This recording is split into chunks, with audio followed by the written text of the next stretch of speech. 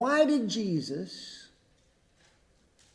command his disciples to buy a sword? Man, that's kind of an interesting question, isn't it? The words to this end are found in Luke 22:35 through 38. Notice in verse 36 that Jesus makes this particular point to his disciples. He says this, "But now, he that hath a purse, let him take it, and likewise his script." Now notice what he says. "And he that hath no sword, let him sell his garment and buy one." Man, he's talking to his 12 disciples. And he tells them it is time for you, if you don't have a sword, to go get one. So the person asks, why did Jesus say that? We have to keep this particular verse in its context. Now notice, if you'll go back, he starts in verse 35.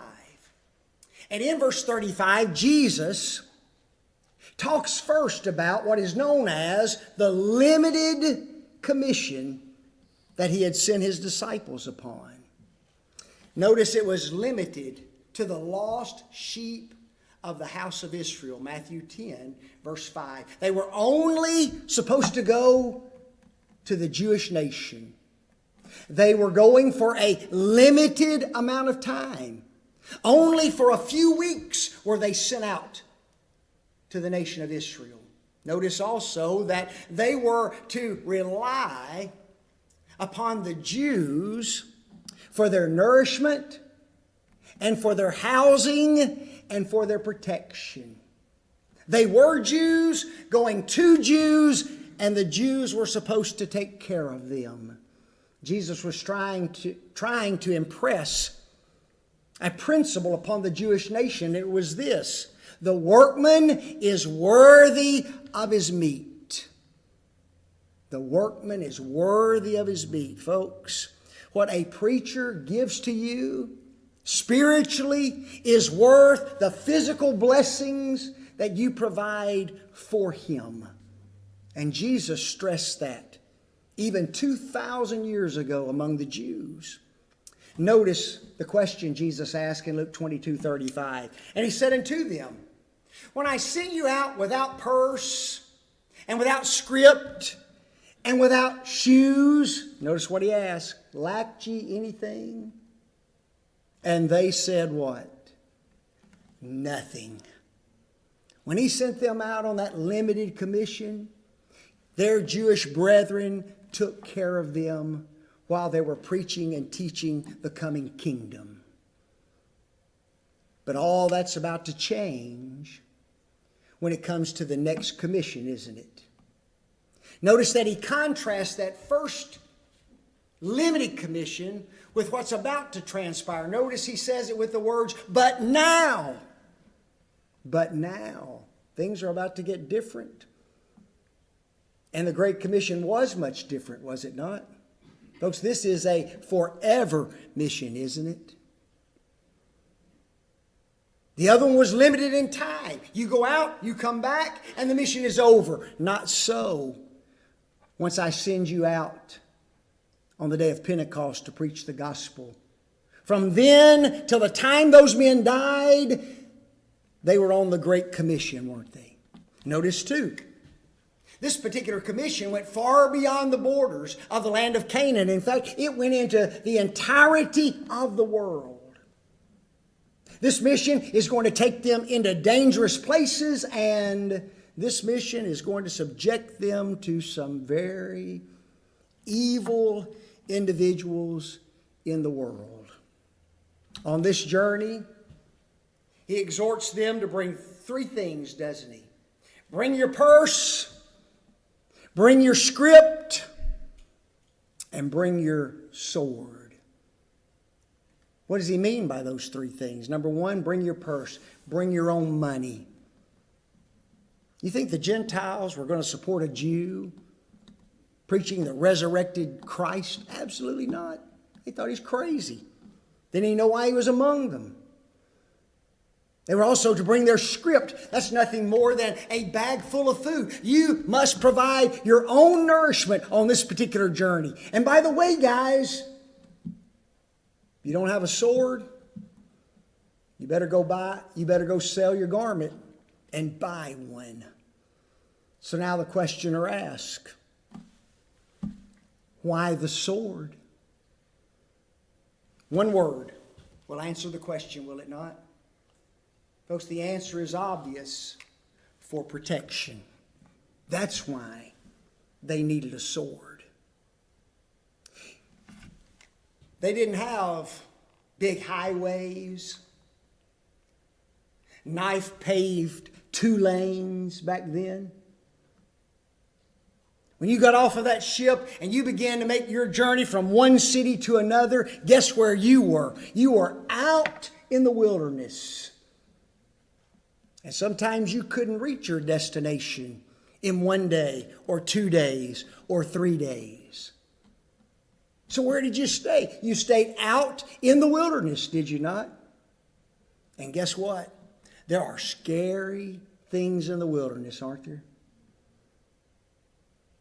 My friends, even Canaan was known for foxes, for coyotes, for lions, for bears. I don't know about you. One of those little scoundrels shows up on my tent.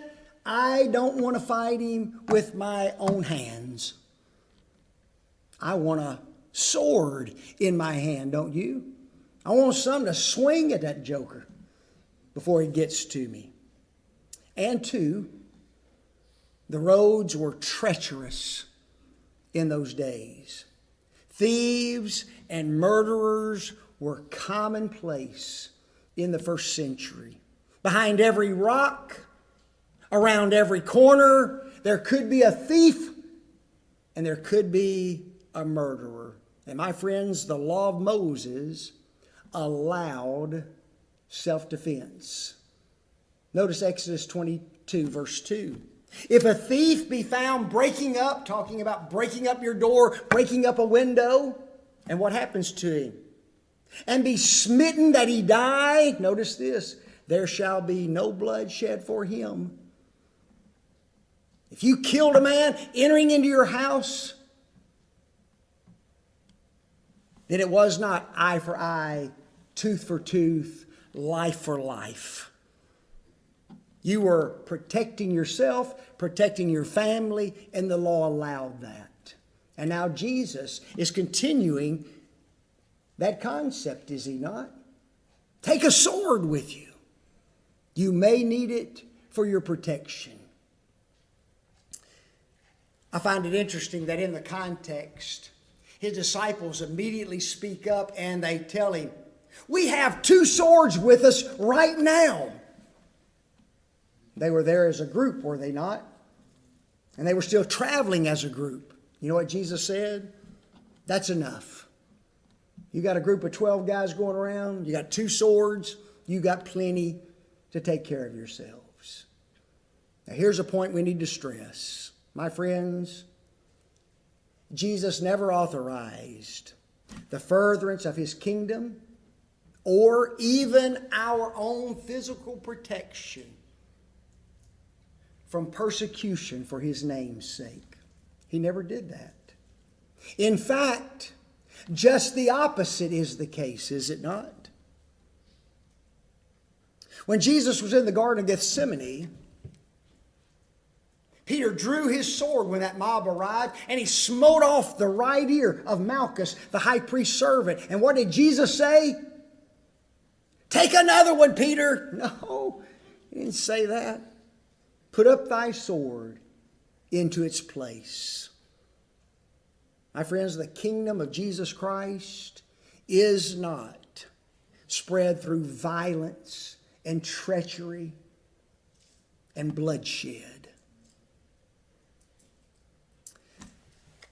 Isn't that exactly what Jesus explained to Pilate when he was questioned on one occasion? My kingdom is not of this world.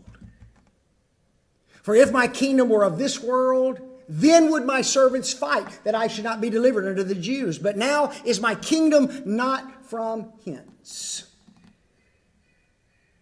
One of the great contrasts between Christianity and Islam is the manner in which they spread their message, is it not? My friends, the Lord's kingdom is a kingdom of peace. There's only one sword that can be found in that particular kingdom, and it's called the sword of the Spirit, which is the Word of God.